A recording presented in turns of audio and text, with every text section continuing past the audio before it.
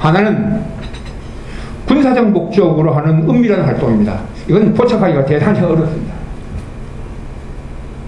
또 하나는 남한의 정치적 영향력을 행사하기 위한 시위 목적의 공개 군사활동입니다. 북한이 이렇게 정치적 영향력 목적의 공개적인 군사활동을 하기 시작한 것은 김대중 노무현 정권, 좌파 정권 시작하면서부터였습니다. 북한이 정치적 영향력 목적으로 도발을 한 대표적인 사례가 세 가지 있습니다. 하나는 여러분들 기억하시겠습니다만 98년 양양 잠수정 침투 사건 아시죠? 예.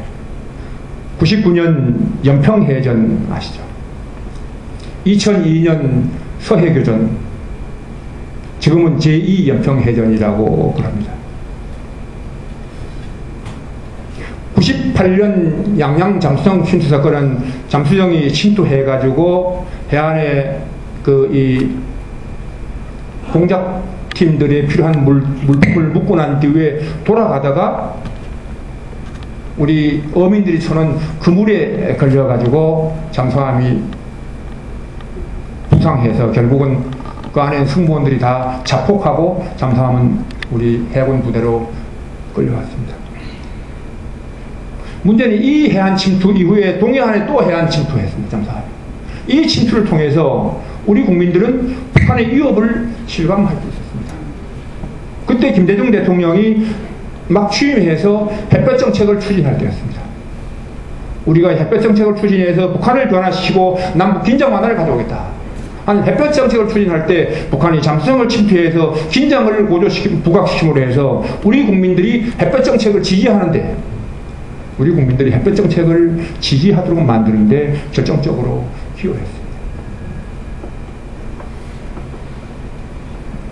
99년 연평해전은 여러분 너무나 잘 아시다시피 북한 경비함이 NLL을 침범했는데 당시 김대중 대통령이 우리 해군에게 선제 사격을 못하게 했습니다.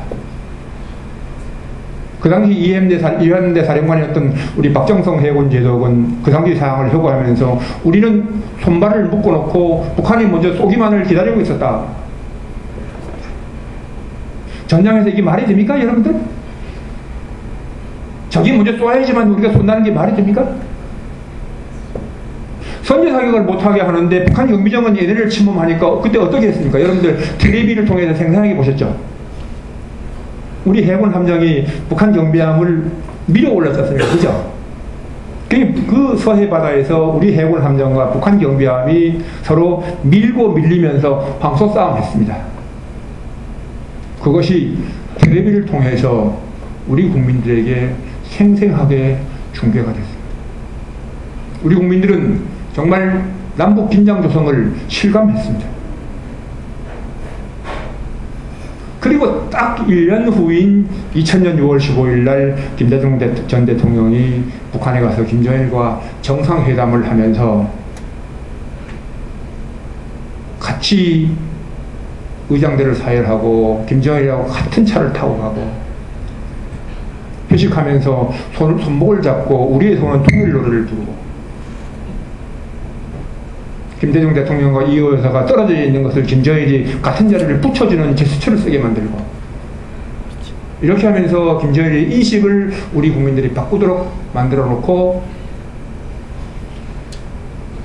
정상회담을 마치고 성남 비행장에 도착하면서 제 일성이 뭐였습니까? 이제 전쟁은 없다였죠. 제 일성이 이제 전쟁은 없다였습니다.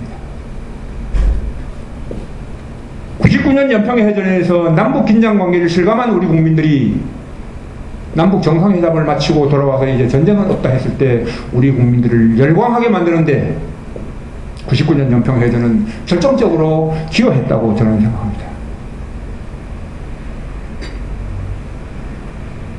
다음 2002년 6월 29일 날 서해교전, 즉 제2연평해전은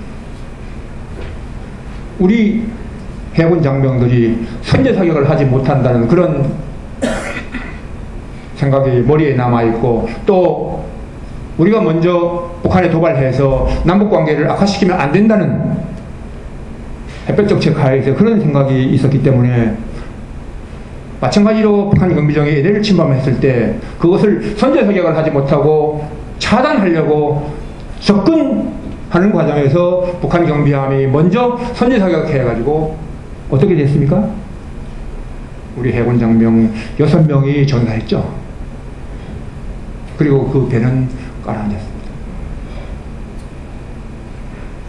우리 국민들은 다시 한번 남북 긴장 조성을 실감했습니다.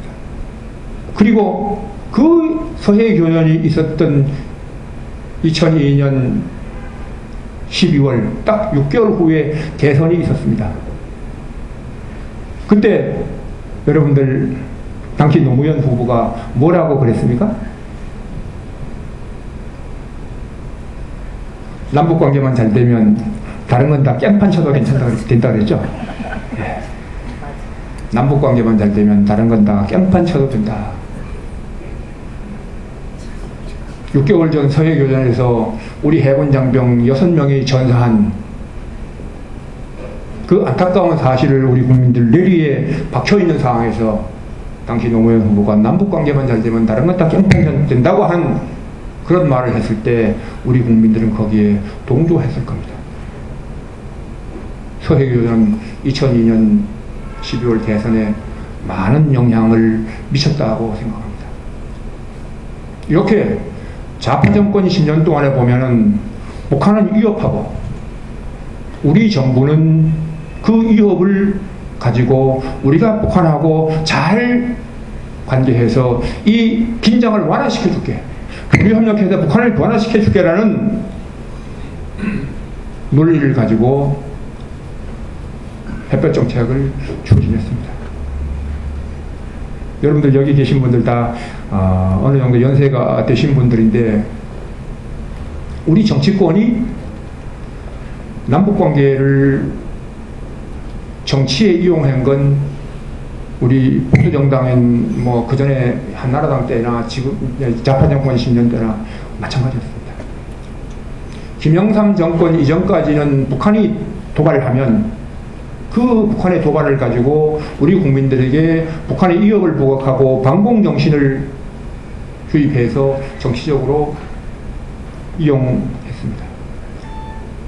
근데 김대중 노무현 좌파정권 10년 동안에는 정반대로 북한이 도발하면 도발할수록 우리가 북한하고 잘 사귀어서 긴장을 완화시켜줄게 하는 정반대로 이용했습니다. 사실 이 시점에서 보면 저는 어느 것이 더 나았는가, 그래도 옛날 김영삼 정권 이전까지는 북한에 도발하면 북한의 위협을 북하고 반공정의를 불어넣어서 우리 국민들의 안보 의식은 있었습니다. 근데 좌파 정권 10년 동안은 그것을 정반대로 이용했기 때문에 우리 국민들의 안보 의식이 완전히 무력화됐습니다.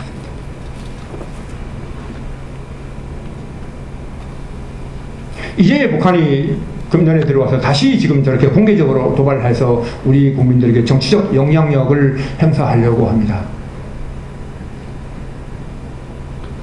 여러분들 지금 북한의 이 공개적인 위협과 이 긴장 조성이 어떻게 효과가 있다고 생각하십니까? 없다고 생각하십니까? 지금 정치적 영향력을 미치고 있다고 생각하십니까? 어떻게 생각하십니까? 제가 보기에는 상당히 지금 효과가 있다고 생각합니다. 사실 이명박 정부가 온전하게 일할 수 있는 해가 금년이죠, 그죠? 내년부터는 지방자치단체장 선거가 들어가고 그 다음에 지나면 이미 국회의원 선거, 대선 정국에 들어가기 때문에 금년이 이명박 정부의 성패가 달려있다고 해도 과언이 아닌 대단히 중요합니다.